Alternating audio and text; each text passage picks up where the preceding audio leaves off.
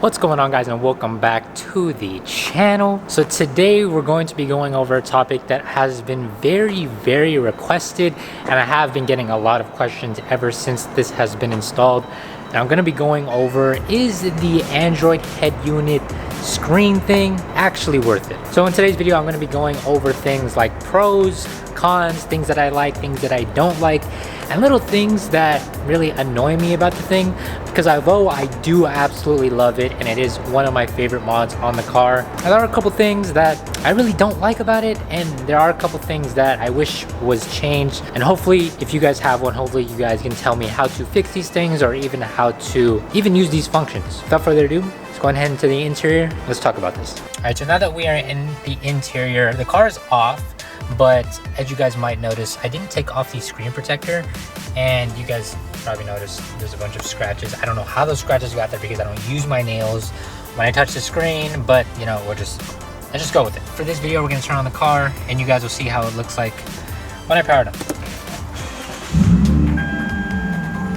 So I was listening to music, I was listening to Spotify. Usually when it doesn't connect and it's, early in the morning, it'll come up as a screen similar to this. So when I first installed this head unit, it came up on this screen originally. You have the date, the time, and then you have the stereo for radio stations, and which is pretty standard. You do have the Bluetooth option, but we don't really use that just because we have Apple Carplay. And there are a bunch of features that I use on this, but there are also a bunch of features that I don't use on it. So the majority of the things that are on here I actually don't use. So the majority of this stuff I don't even touch. You go on this thing, I don't touch any of this stuff, but you do have the CarLink, which is the Apple CarPlay. You can browse on Chrome, but I don't know why you would do that. And then you can obviously watch YouTube videos, which I think is pretty sick. You go to the next screen, you do have a bunch of this stuff, Google Play Store, all the Google stuff, maps, settings, blah, blah, blah, radio. You go on the next screen, and then you just got the touch assistant, which I don't really use. So there are a bunch of cool features that you do have on here, but the main one that I'm gonna be using and talking about is mainly with Apple CarPlay. So Apple CarPlay has been very helpful with me the past few times that I've been using this thing. And these are like the main three applications that I use. It's Maps, Spotify, and the phone. So the cool thing about this thing is that it's directly linked to your cell phone. So you do have the maps, and I don't know why it's showing like I'm in the middle of the ocean, but that's not where I'm at, so we're just gonna disregard that. But the maps, you can put in the actual directions of where you want to go to, and I think it's actually super helpful. You can search, you got gas stations, restaurants, grocery stores, very helpful. And then you move on to Spotify, and this is my most used one. It'll browse all of your categories in terms of playlists, songs, things that you listen to on the daily. This will all populate here, and I find it super helpful. Instead of looking at your phone every single time, sometimes it can be a safety hazard, especially when you're on the freeway. This can keep your eyes off your phone, and you can kind of pay attention of here, as well as, kind of do that function. And then calls, I think, are very helpful too. The car actually came with a microphone, and this actually works pretty good. The last few times that I took a call in the car, the microphone works perfectly, and the person on the other end can actually hear me. So when you want to make calls, you do have the option to.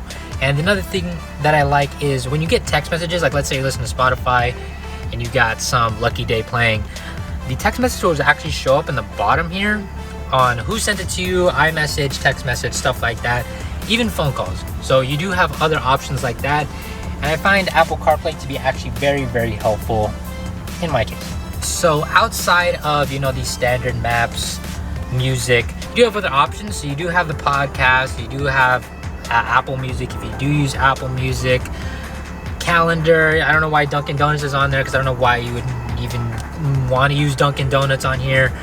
Mixcloud, Spotify, Teams, Zoom, stuff like that. The majority of the apps were on here already, so I don't think you would need to download anything additional to that. And another cool thing, it'll sync up the time as well as the battery you have in the top left corner. So I thought that was very helpful. So outside of the Apple CarPlay, I feel like it really updates the aesthetic in here, especially when you have like little carbon fiber pieces around the interior that kind of make the car a little more modern. Let me show you guys. All right, so you have a passenger coming in. Let's say you have carbon fiber interior. You got the nice carbon fiber steering wheel, but then they see your stereo system and they're like, damn, it's kind of old. Let's say you didn't have this. They'll be like, damn, why don't you upgrade that? But this, I feel like it really updates the aesthetic, especially at night. This really lights up, and it's not like blinding where you can't see anything. but it definitely looks like it competes up to today's standards when it comes to, you know, typical interiors, if you guys kind of get what I'm saying.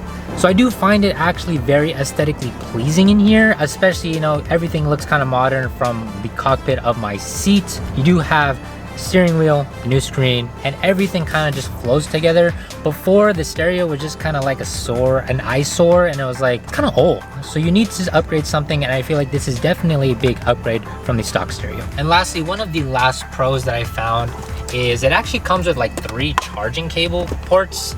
So you can plug in a USB to all 3, and let's say you have like an iPhone, and then you have someone has an Android, and then someone has like something else. If you want to charge all 3, you can go ahead and do that, and you can still have Apple CarPlay playing. So you do have the option, instead of before where you only had like really 1 with the cigarette lighter, and let's say you're using the cigarette lighter for the dash cam, you know, you do have 3 now, and that will straight come from the stereo. So that is about it for the pros. Obviously all very good additions and benefits that you do have when you have the screen, but obviously you can't have the pros without the cons. So one of the biggest things that I've noticed in the past couple weeks of me having this is that the AC controls are not what you might think it might be. And you're probably like, what does that even mean? Like, what are you even like, what do you mean by that? What do you mean by that? So I turned off the car, but you see a bunch of the AC controls here, and I'm gonna show up on the screen of what a stock radio, you know, looks like, and all the controls that it comes with.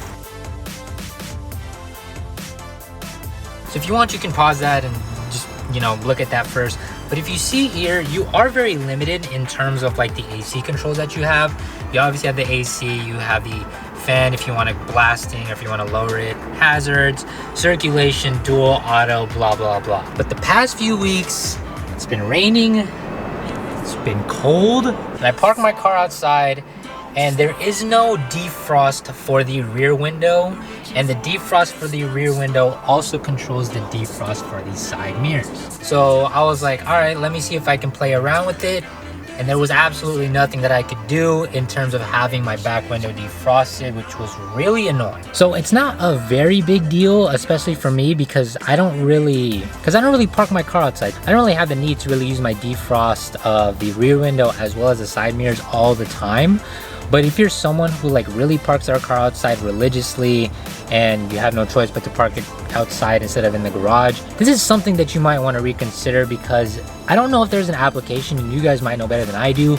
There's an application where it shows all of the AC controls. That would be super clutch, because without that, you kind of don't have the full functionality of, you know, having a replacement head unit. And with this, you don't even have the defrost for the front window either. It's really just AC, circulations, and hazards.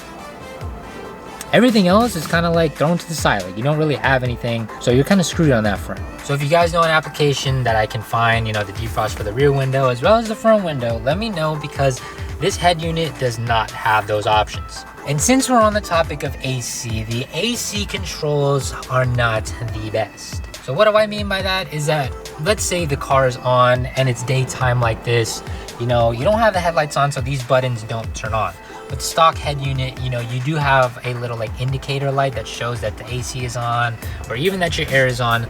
But with this, nothing shows that the air is on. You just kind of have to feel it if it's coming out from the vents, or if you don't want the AC on, you want to turn it off, you just have to feel if it's either coming out from the vents or not. With this, you obviously have the off buttons on the knobs, but it doesn't tell you if it's on or off or not, which is very annoying. And that's something that I absolutely hate about it, because even the times that I do use AC, I kind of just want to know if it's on or off, you know what I'm saying? So that's like a very big con for me as well. So outside of the stereo, I did make sure everything in the back was connected, but let's go ahead and talk about the controls for the steering wheel. With the volume buttons, with this, it actually doesn't really work. Like, if you know, you just go one tap, stuff like that. In order to actually lower the volume, you have to hold the button down instead of actually, you know, let's say you just want to lower 1 or 2, you know, you just want to do that. but for some reason it doesn't work and you actually have to hold it down in order to lower the volume. The main way you lower the volume with this head unit is actually down here. The volume goes up to 32, but if you raise it up more than 20, I found the sound quality gets distorted, so I leave it at 16 and I just control the volume down here. But I don't know how high it is, how low it is, because there is no indicator of what the volume is like. So that's kind of like one thing that I really don't like, and that kind of coincides with this button over here. And the last thing that I would like to touch on is that the fitment actually isn't the best on this car. They said that the 2009 actually has a better vent that will actually help with controlling fitment and making the fitment not as bad on here. But if I'm being honest, you could probably add a washer in the back of the screws at the top and you could probably fix the fitment a little better. But if I'm being honest, it's not that big of a deal. I know it's an easy fix, but I'm just too lazy to fix it, and that's just something I'd like to let you guys in on before you guys even buy this. So I kind of went over the majority of the function that I use on a daily basis with the head unit, and it's really mainly Apple CarPlay. That's the main app that I use just because I only really need music. I don't really care for AC because I don't really use it that much, and everything is pretty much done through Apple CarPlay. The majority of the apps that I haven't really touched on, you know, like the radio doesn't work for some reason. So that's another tip. I might just need to do the rewiring, but I don't really use the radio anyway because I really just use the music on my phone, so that doesn't really matter for me. If you guys have any suggestions on how I can get the AC working and all that stuff, definitely let me know in the comment section down below.